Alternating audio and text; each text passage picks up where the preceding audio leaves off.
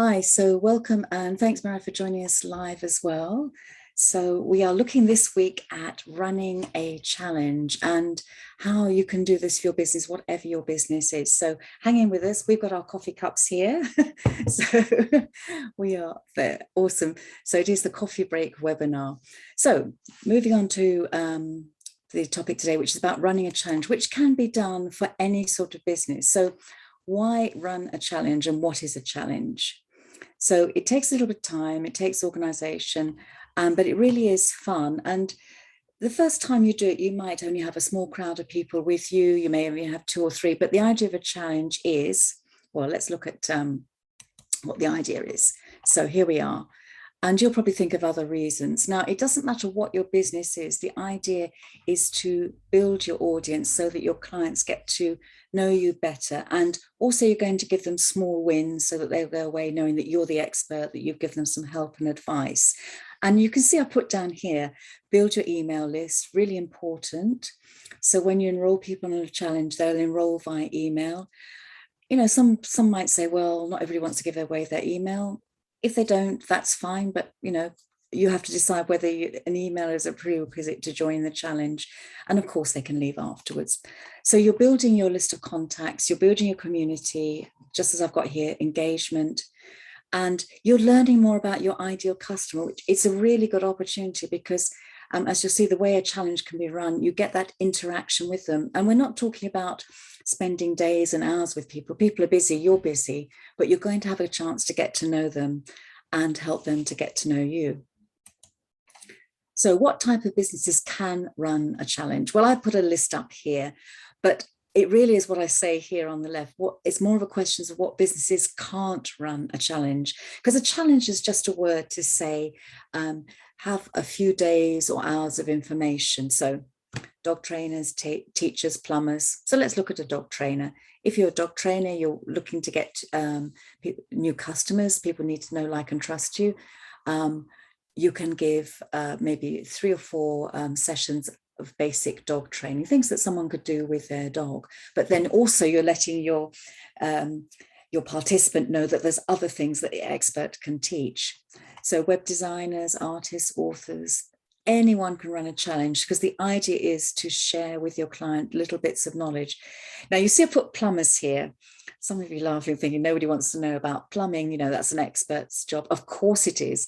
But as a plumber, what the plumber could do is give people basic things to look out for in their house, like a health check, so that we, as the client, perhaps know when we would call a plumber or when it wasn't necessary, or if we weren't sure, like where to find your stop clock. There's all sorts of things that an expert can impart to the non-expert, which, you know, I know nothing about plumbing. This would be helpful.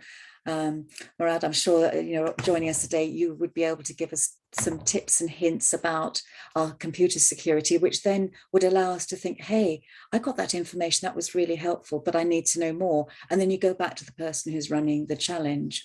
More of that later. So how is a challenge run? It's usually run online and typically in a Facebook group. In a Facebook group, well, Facebook, you know, love it or not, a group is a really good way to run a challenge because it can be a closed community. You can make as many groups as you want. There's no limit on the number of groups. So you might have a new group for each challenge, or some people run their challenges and then add people in on new dates. So they've got the community there.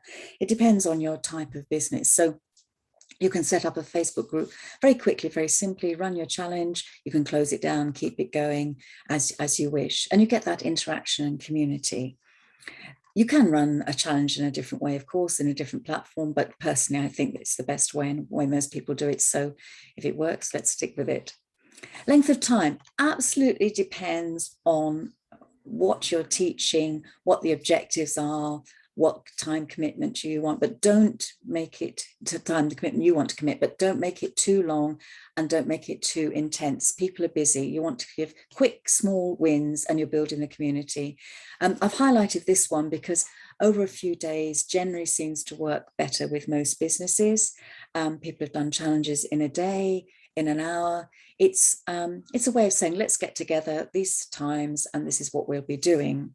So over a few days, 3 to 5 days is the optimum amount of time. You can have a pre-challenge get together. You have then the time in the group, say it's 5 days, 3 or 5 days. Sometimes somehow 4 days doesn't work. It's the odd number thing. But you're not talking, of course, about being busy the whole day. It would be going in the group, delivering the new information. It could be a 5-minute video, 10-minute video, and then going back in the group to check how people are doing. So at certain times, and people watch the recording, some will be live, but most people watch the recording, and give people a chance to give people a small task, a small bit of information, give them a chance to act on it, and then get back to you with questions. So who is a challenge for? It can be, as I've said here, for totally new, cold clients, what we call the cold list, people who don't know you. You could be inviting existing customers to come into the challenge. Hey, I'm running a challenge about X, Y, Z. It could be of interest to you, new contacts. So it can be absolutely for anyone. You might decide to have it only for new customers, only for your older clientele. It's people who've been with you for a while, not necessarily older people. That sounded funny, didn't it? But you decide. I wouldn't make it too restrictive. I wouldn't exclude people personally, but again, it would depend on the type of business you're in and what your challenge is about. If you were running a copywriting challenge, for example, and you had a copywriting challenge for beginners, clearly you wouldn't be inviting people that you had already trained in copywriting. That would be a different challenge, an advanced challenge, so to speak. But generally speaking, a challenge is to introduce people to your services who are perhaps not familiar with you or your services. So I've said it really, haven't I? So introduce people to you, your world, and what you have to offer. Don't go with a mindset of I'm going to sell something at the end. Yes, obviously people will be introduced to you and will know about you, but the objective is not the hard sell. That totally sets the wrong tone. Go in with a genuine desire to serve and help people, and it will work. And remember, it's small things. When we're experts in our own field, we feel we have to impart lots of knowledge. But when someone knows nothing about your expertise, let me go back to the dog training. I mean, I would go on a challenge when we had our dog. I was teaching him, little anecdote here. I wanted to teach him how how dogs walk people, not people walk dogs.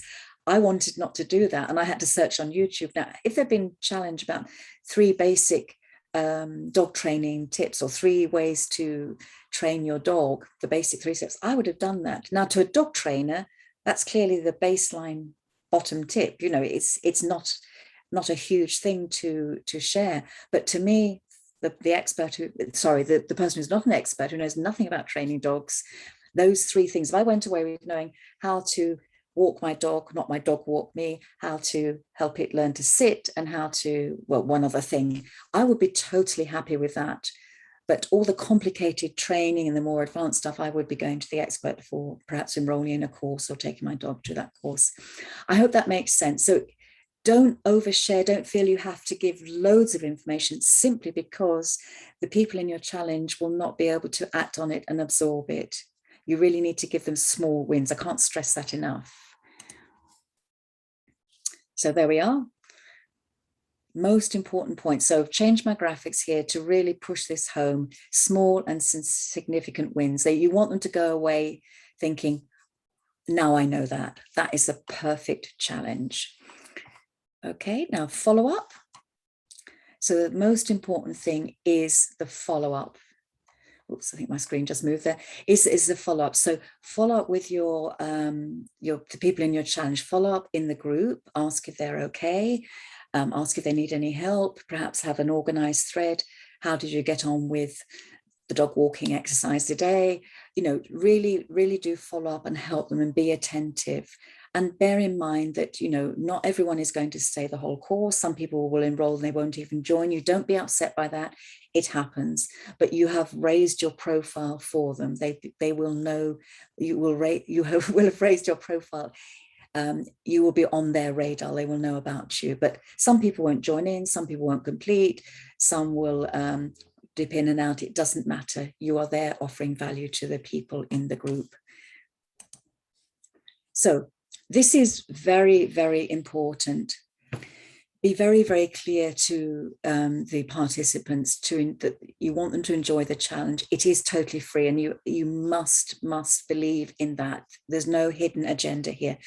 But again, the point of a challenge is for people to help them to know, like, and trust you. And yes, remember that some people will have enjoyed it so much that they will want to continue working with you. So make it clear from day one, and just say at the beginning, enjoy the challenge. If you want to continue working with me, there may be extra information that you'd like. Just make it clear that there will be an opportunity for them to work with you, and then just leave that, let it sit. Don't go in every day saying, yeah, at the end, I'm going to sell you my 20 million pound course. No, not going to say that, but just make it clear at the beginning that they're going to be joining in the challenge, and there is an opportunity to take things further at the end. And make sure that it is a good fit for someone. So if they want to work with you, if you are when you are giving them the offer, don't just upsell to everyone, because not everyone is going to benefit from your services. And obviously, if you're talking to them one-to-one, let them down carefully if you feel it's not a good fit, if you can't help them, because there is that wave of enthusiasm at the end of a challenge. And I think from an integrity point of view, you have got to be confident that you can help them, and you'll have seen them on the challenge, so you will know.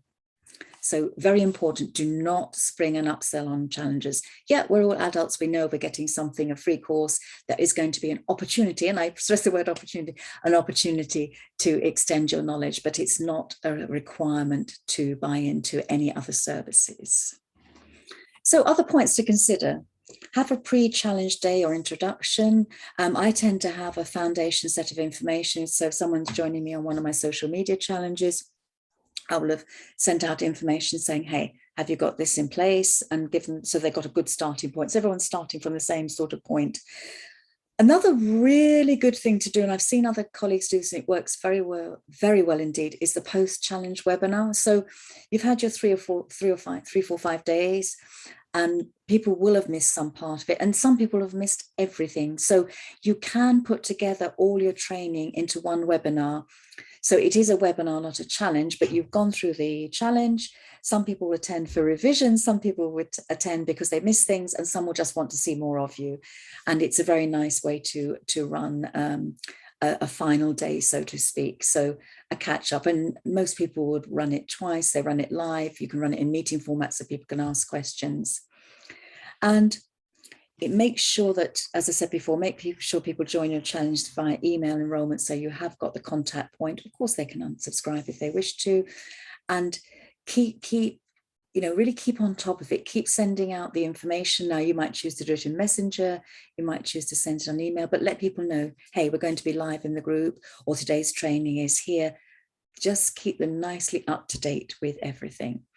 So that is the overview of a challenge. If I go back to so why run a challenge? Because it really helps you build your audience, and it helps your ideal client get to know you, and it genuinely helps them to learn a few skills, tricks, tips, and the small wins is everything. And don't undersell yourself. Make sure that you do follow up. Make sure that you do connect with people in an elegant, nice way, so they know how to find you. And circle back maybe in a few weeks' time as well, and let them know that you're around, because social media moves fast, the world moves fast. And I bet that a lot of people thought, who did I learn that information from? Or I wish I had more information about X, Y, Z.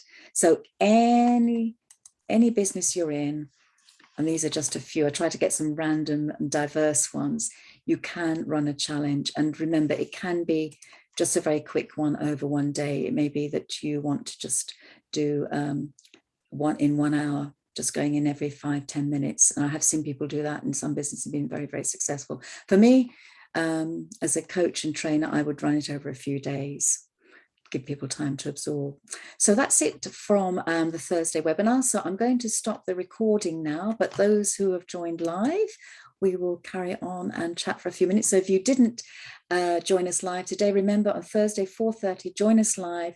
We always have a Q&A and an informal chat at the end of the session, and you're very welcome to join us. So hopefully see you next week. And that's bringing the information today coffee break webinar about running a challenge to a close.